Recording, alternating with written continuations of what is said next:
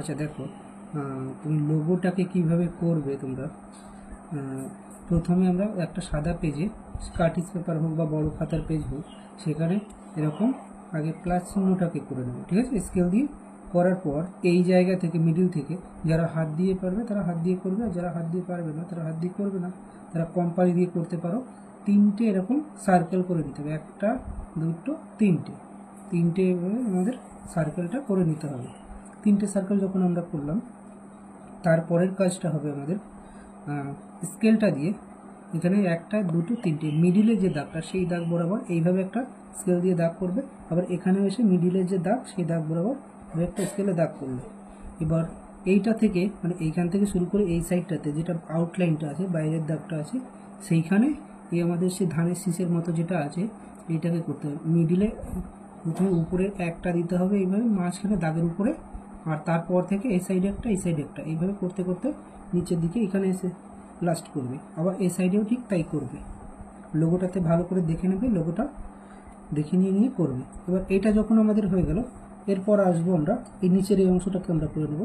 এখানে এসে ঠিক এইভাবে এর থেকেই দাগটা থেকে একটুখানি নিচে আমরা দাগটাকে করব, সামান্য একটুখানি বেঁকানো হবে, ঠিক একই সমান্তরালে। আবার এখানেও একইভাবে দাগটাকে বেঁকে দেবো, দিয়ে এই দাগটা করবো। করে এখান থেকে উপর থেকে, নিচ থেকে একটুখানি উপরে একটা দাগ করে দেবো, আবার এইখান থেকে একটু উপরে এই দাগটা করে দেবো, দিয়ে এইটাকে করবো। ঠিক এদিকেও ঠিক এইভাবে করে নেবো, দিয়ে এই দাগটাকে সমান করে দিয়ে দেবো। তারপর আমরা এইখান থেকে এই কোণে টেনে দেবো দাগটা, তাহলে এটা আমাদের তৈরি হলো।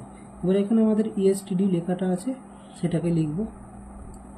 এবার তারপর আমরা যাব, এবার আমাদের স্কুলের নামটাকে, স্বপ্নবীণা স্মার্ট স্কুল, এইটাকে পেন্সিল দিয়ে এক দাগ করে এভাবে লিখে নেবে তোমরা আগে। এবার এইখানে আমাদের যেটা আছে সেটা লিখতে হবে এই নিচে। এই অর্ধেকটা এটা লেখা হলো, বাকি অর্ধেকটা এখানে এই শুধু এই মিডিলটাতে লিখতে হবে, পুরো সব জায়গায় লাগবে না। এখানে লেখার জন্য একটুখানি জায়গায় লিখে নেব, হলো। এবার আমরা উপরেরটা একটু করে আসি।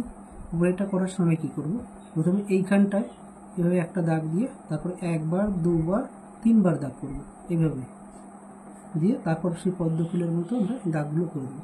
তারপর এখানে পেন্সিলের দাগগুলো করার জন্য একটা দুটো তিনটে চারটে পাঁচটা দাগ করব, দিয়ে এখানে এভাবে দাগ করে তারপরে পেন্সিলের নিপটাকে করে দেবো। তারপর এই পদ্ম ফুলের দুদিকে পাপড়ি থেকে এভাবে রাউন্ডটা করব, করে উপরে একটা, এদিকে একটা, এদিকে একটা, এদিকে একটা, এদিকে একটা, তাহলে টোটাল পাঁচটা হলো সূর্যের রশ্মিগুলো হলো। এইবার আমরা এইটাকে করে নিলাম। তারপর আমরা বইটাকে করব। আমরা মিডিলে যে দাগ করেছি, এই মিডিল পয়েন্ট থেকে এদিকে যতটা অংশ, এদিকে ততটা অংশ নিয়ে এইভাবে পাপড়ির মতো আমরা দাগ করে নেব, দিয়ে দুদিকে করব। করে তারপর এদিকে একবার দেবো, এদিকে একবার দুবার দেবো। তারপর এই দাগটা দিয়ে এই যেটা করেছিলাম এর থেকে একটুখানি নিচে দাগ হবে। আবার এদিকেও তাই, এই যেটা আছে এর থেকে এভাবে দাগ দিয়ে এর থেকে নিচে দিয়ে আসবে।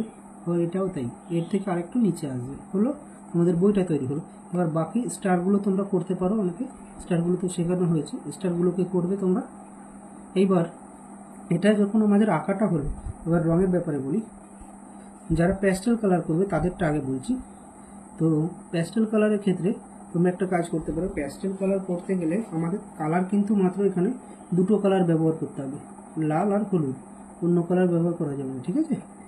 লাল আর হলুদ দিয়ে ব্যাকগ্রাউন্ড ব্ল্যাক কালার করার দরকার নেই। এখানে হোয়াইট আছে, হোয়াইট থাকবে, যেমন আছে ব্যাকগ্রাউন্ড হোয়াইট থাকবে। শুধু এই লোগোটাকে আমরা লাল আর হলুদ দিয়ে করব। যারা প্যাস্টেল কালার করছে তারা দুটো স্কেচ পেন কিনতে পারো কালারিং, একটা হচ্ছে লাল, একটা হলো হলুদ। এই লেখাগুলোকে তোমাদের ডবল দাগ করে লেখার প্রয়োজন নেই। স্কেচ পেন দিয়ে যদি তোমরা একটু শুধু ওই লেখাগুলোর উপরে বুলিয়ে দাও, তাহলে কিন্তু এগুলো ডবল দাগ হয়ে যাবে, ঠিক আছে। এই লেখাগুলোতে যেটাতে লাল দিয়ে লেখা আছে লাল দিয়ে লিখবে, যেটাতে হলুদ দিয়ে লেখা আছে হলুদ দিয়ে লিখবে, দিয়ে তারপর বাকি প্যাস্টেল কালার দিয়ে ভর্তি করলে। আর যাদের ওয়াটার কালার আছে তাদের তো অনেক সহজ, কেননা তাদের রং একটা করার পর হলুদ রঙগুলো সব আগে করে নিলে যেখানে যেখানে আছে, তারপর লাল রঙগুলো করলে, কেননা ওই রঙটা শুকিয়ে গেলে তার উপর দিয়ে রং করা যায় ওয়াটার কালারে।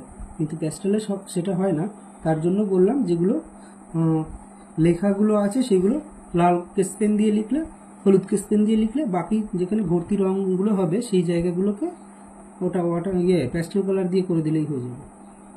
তাহলে এইভাবেই তোমরা শুধু দুটো কালার দিয়ে কমপ্লিট করবে, তোমাদের ব্যাকগ্রাউন্ড ব্ল্যাক করার কোনো প্রয়োজন নেই। বুঝে গেল? এভাবে লোগোটাকে কমপ্লিট করবে সবাই তাহলে বাড়ি থেকে।